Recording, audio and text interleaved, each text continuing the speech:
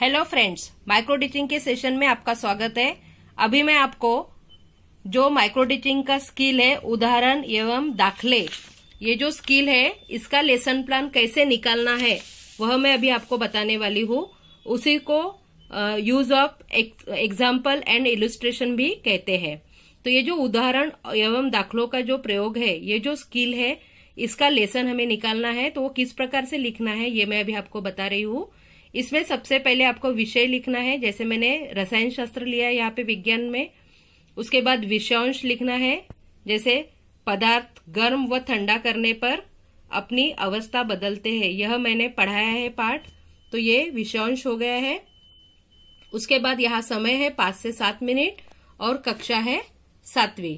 तो इस प्रकार से आपको सबसे पहले ये लिखना है, ऊपर कौशल्य का स्किल का नाम रहेगा, फिर ये सब लिखना है आपको। उसके बाद ये 2 कॉलम में आपको लेसन बनाना है। पहला कॉलम है शिक्षक कृति और विद्यार्थी कृति का, और दूसरा है कौशल के उपघटक।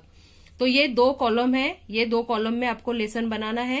ये जो कौशल के उपघटक है, इसका वीडियो मैंने ऑलरेडी अपलोड किया हुआ है, वो सबसे पहले आपको देखना है, तो ही आपको ये उपघटक कौन से है आपको समझ में आएगा।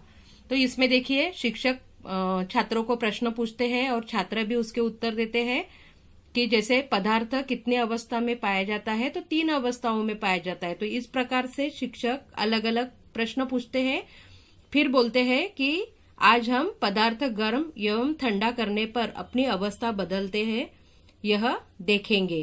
तो इस प्रकार से जब वह बोलते हैं, यह हेतुकथन हो गया, तब वो ये विषयांश यहाँ पे लिखते हैं और पाठ आगे बढ़ाते हैं। इसका डेमोन्स्ट्रेशन भी मैंने लेकर बताया है।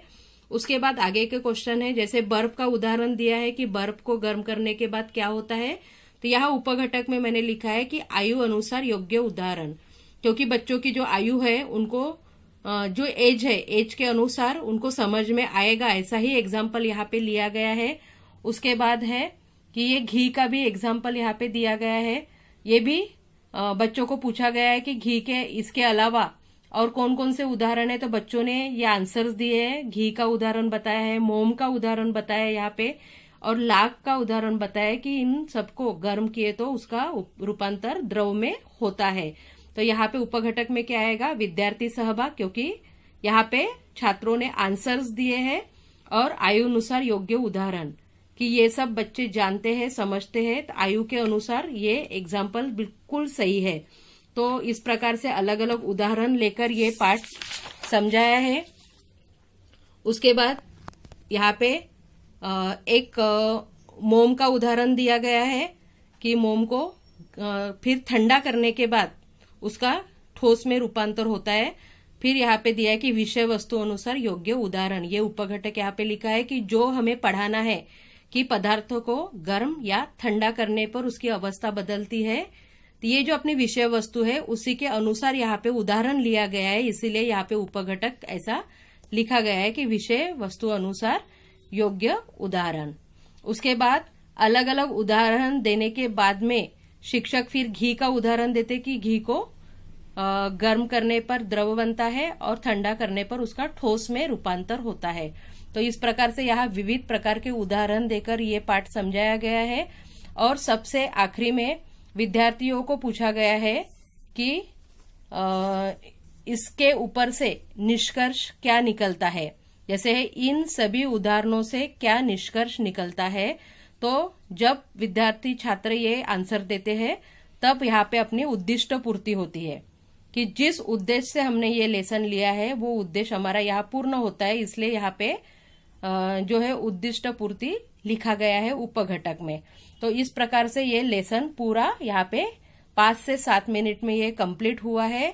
और ये जो विषयांश है कि किसी भी पदार्थ को गर्म या फिर ठंडा करने के बाद उसकी अवस्था में परिवर्तन होता है, तो ये विविध उदाहरणों के द्वारा यहाँ पे बताया गया है। इसका भी डेमोन्स्ट्रेशन का वीडियो मैंने अपलोड किया हुआ है, वो भी आपको देखना है। उसके बाद इसका है ऑब्जर्वेशन टेबल, ये भी आपको देखना है। यहाँ पे आपको दूसरे छात्र अध्यापक का ऑब्जर्वेशन करना है। यहाँ आप देखेंगे कि वहां पे निरीक्षक का नाम आएगा। उसके बाद यहाँ पे विषय विषयांश जो है लिया हुआ है, फिर समय कौन से क्लास पे लिया है, कौन से डेट को लिया हुआ है वो लेसन, ये सब यहाँ पे मेंशन करना है। उसके बाद यहाँ पे देखो वो उपघटक है जो मैंने आपको इसके पहले वीडियो अपलोड किया है उसमें दिया है, ये समझाया भी है। तो ये सारे उपघटक है, ये 1 2 3 4 5 6 7 उपघटक है। इन उपघटकों के अनुसार ही यहाँ पे टिक मार्क करना है। जैसे कि यहाँ पे लिखा है आयु अनुसार योग्य उदाहरण। अगर आयु के अनुसार योग्य उदाहरण लिए गए हैं तो यहाँ पे देखो कि हमेशा ही जो एग्जाम्पल दिए गए वो बच्चों के एज के हिसाब से थे, तो यहाँ पे हमेशा के ऊपर टिक मार्क किया गया है। इस प्रकार से यहाँ पे आपको टिक मार्क किया हुआ दिखाई देगा। जो जो उपघटक है उसके अनुसार यहाँ पे टिक मार्क किया गया है और टिक मार्क होने के बाद में यहाँ पे सजेशन दिया गया है। जैसे यहाँ पे लिखा है कि इसमें बहुत सारे उदाहरणों का और दाखलों का प्रयोग किया गया है। तो यहाँ पे फिर निरीक्षक की स्वाक्षरी है। तो इस प्रकार से आपको ये ऑब्जर्वेशन टेबल कंप्लीट करना है। तो आपका ये जो उदाहरण एवं दाखलों का प्रयोग जो स्किल है उसका लेसन प्लान निकालना कंप्लीट हो जाएगा। यदि आपको ये वीडियो पसंद आया तो सबसे पहले मेरे इस चैनल को सब्सक्राइब कीजिए, लाइक कीजिए और शेयर कीजिए। Thank you.